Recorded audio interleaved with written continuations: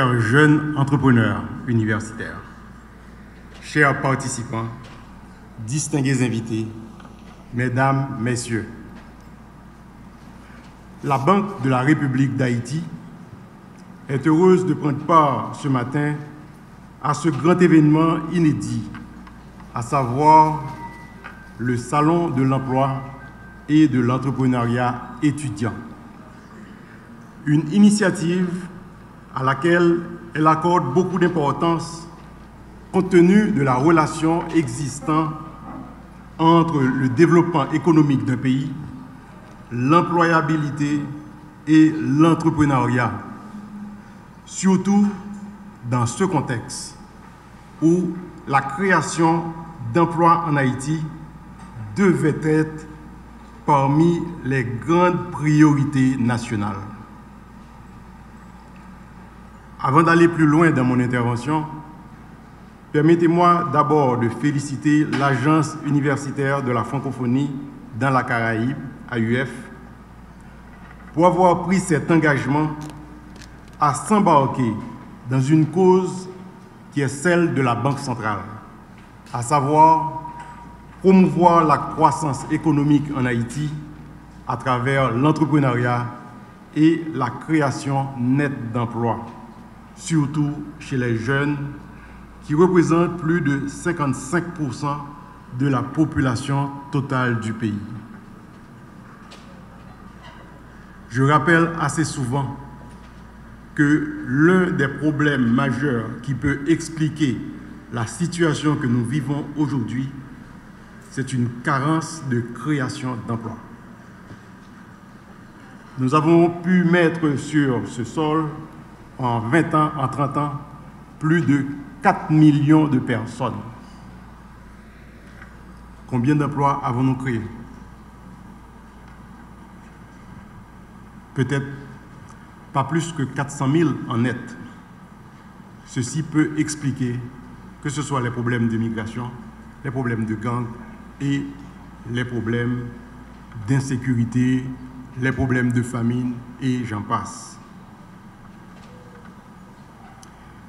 Qu'il me soit permis de féliciter ces 30 entreprises bénéficiaires de la deuxième cohorte du projet RESAS, c'est-à-dire Réseau solidaire d'accompagnement à la création d'entreprises.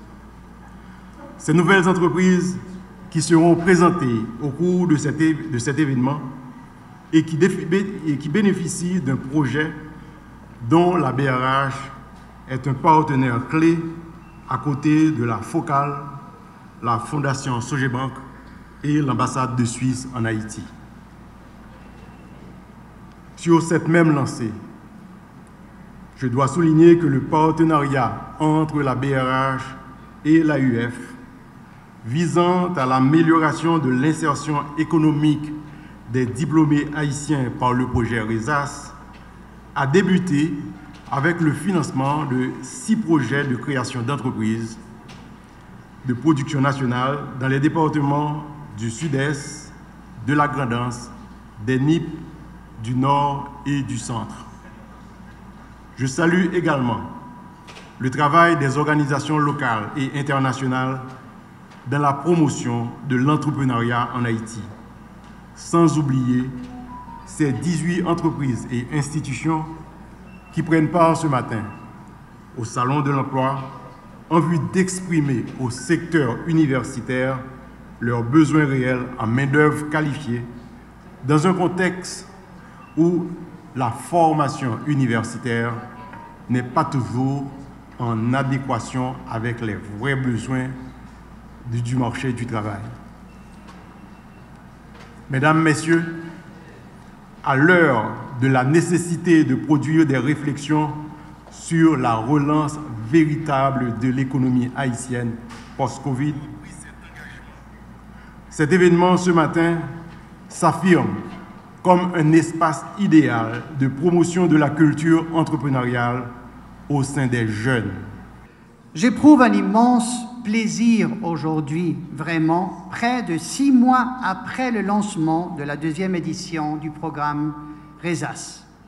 Je me trouve en votre présence pour lancer avec nos différents partenaires privés et publics et sous le leadership de l'Agence universitaire de la francophonie, AUF, ce premier salon de l'emploi et de l'entrepreneuriat étudiant en Haïti.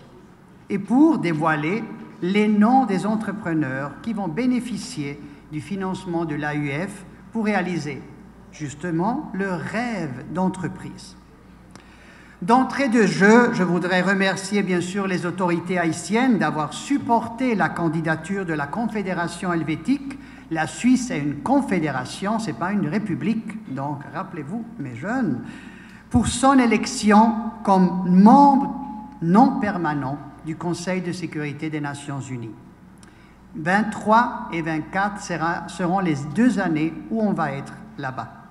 Au cours de ce passage, c'est un passage de 2 années au Conseil de sécurité, nous comptons défendre les priorités suivantes.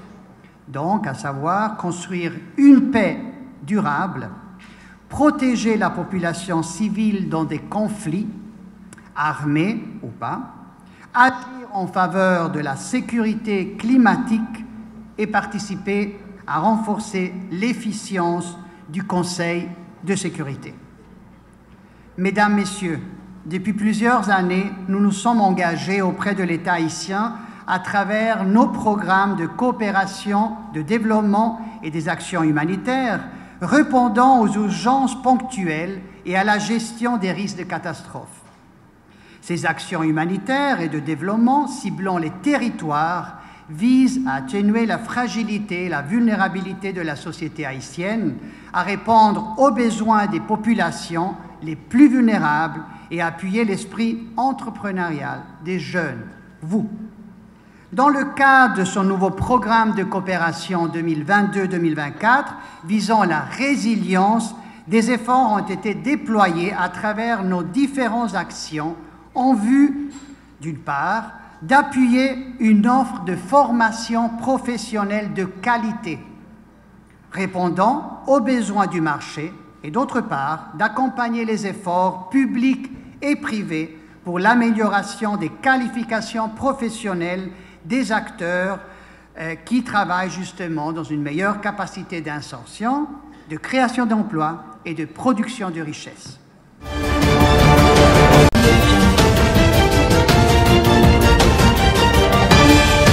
Nous avons réitéré remerciements à personnel de Peslan qui déplacé matin pour ouvrir conférence de presse qui a baillé 2 jours avant que le code pénal débouche là entrer en application en Haïti. Nous avons pris responsabilité nous en 2007 pour nous travailler avec le Palais national sur le projet code pénal là.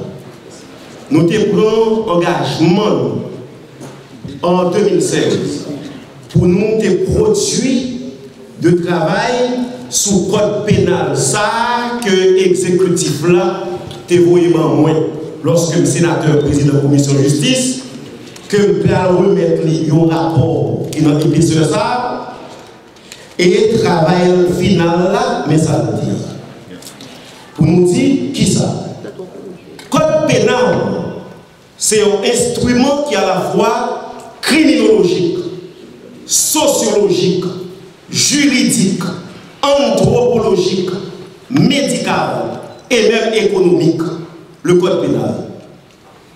Nous voyons pile monde qui a parlé de lui, il n'y a pas de code pénal à l'importance parce que nous ne connaissons pas si c'est le code pénal là qui régit la société. Ça fait nous-mêmes, nous prenons engagement pour nous dire ça qui est bon là dans nous, bravo, nous et ça qui n'est pas bon, nous avons changé, il faut nous corriger. Maintenant, nous venons pour nous dire, peuple haïtien, vous voulez la guerre jette nous le 24 juin qui vient là. 24 jours sont date côté haïtien planté pied bois en pile. Mais en pile petit colon haïtien mêlé à étranger, voulez la guerre nous une plantation qui c'est un code pénal. Code pénal qui va renverser la société dans 5 à 10 ans, plus mal que janvier aujourd'hui. Il y a un code pénal qui dit si nous capable d'entrer dans le fait bagaille à 15 ans. médecins ont dit que l'homme petit monde n'a fait bagaille dans l'âge 13, 14, 15 ans, il court risque pour lui faire ça le cancer de la matrice. Médecins ont dit ça. Et dans le pays avancé, même un chien qui est premier règle, deuxième règle, pas 47. La police des animaux a pris chien dans mes maîtres parce que ou pas qu'à gérer chien. Mais nous-mêmes nous disons, nous allons la petit monde à partir de 15 ans, non, fait sexe. Nous avons légalisé. Parce que vagabond ici, besoin de petit monde. Peut-être qu'il y a caché petit paille en France, il y a caché petit paille aux États-Unis, il y a caché petit paille au Canada, il y a protégé petit paille au Lacayo, mais on veut finir avec petite population qui est là. C'est même les gens qui disent, qui osent, on dit oser, parler d'un code pénal, de ça, les prostitution Timoun. Ça veut dire Timoun qui a gagné dans le corps pour l'argent. Et comme ça qui est grave, mal fait, mettez là-dedans, même de manière occasionnelle. Ça veut dire si vous avez petit trou, on a fait le cadeau 5 gouttes. Avant de faire le cadeau 5 gouttes dans le fond en coucher, vous avez ça prostitué de manière occasionnelle. C'est ça, monsieur, pour nous, notre projet de société qui est le code pénal là. Notre code pénal, ça m'a rappelé au nous que Timoun est capable d'entrer dans le bois alcool. Alors qu'aux États-Unis, en France, au Canada, même le chevaux blanc, ou demandé pour acheter une bouteille d'alcool, il y a demandé pour Haïti, ou pour carte, ou pour passeport pour acheter un verre d'alcool. Mais nous-mêmes, nous disons dans le code ça. Si tu n'as pas livré, pas provoqué, et pas livré, non, consommation abusive et excessive, pas de problème. C'est dans le même code pénal ça, peuple haïtien, amis, maman, et papa qui protestants, catholiques, vaudouisants, francs-maçons qui attendent, gens qui dans le secteur privé des affaires, qui dans la société civile là, dans le même code pénal ça, ils ont dit, si on force on fait sexe, fait bagaille avec bête, il y a sanctionné les gens qui forcent on fait bagaille avec bête là. Mais si vous faites des bagaille pour qu'on capte toi de voir cochon, ça va problème. Ça va dans la culture nous comme haïtiens. Haïtiens pas comme marier à cabrit ni à bœuf. Haïtiens pas comme coucher sur même cabane à cabrit. Ça a notre culture, nous, il pas répondre à nous. C'est le même code pénal, ça dit, si vous êtes candidat pour président aujourd'hui, ou besoin de pouvoir, ou qu'à mettre ça dans les jeunes petits garçons qui sont dans le milieu de grande vulnérabilité de mon droit. Ou mettre ça dans la Tibonite, ou mettre ça dans le nord-ouest, ou mettre ça dans le nord-est, vous mettez pour kidnapper, tuer, violer, faire garder chaque monde, l'homme fin président, m'bral ça les grâces présidentielles, l'article 216 code pénal des Bouchelons. Il dit, la grâce présidentielle fait retourner son bénéficiaire de la jouissance de ses droits civils et politiques. Ça veut dire, même si on a des armes, mais il a tué le pays, il est capable de député, sénateur, président, parce qu'il jouit des droits civils et politiques.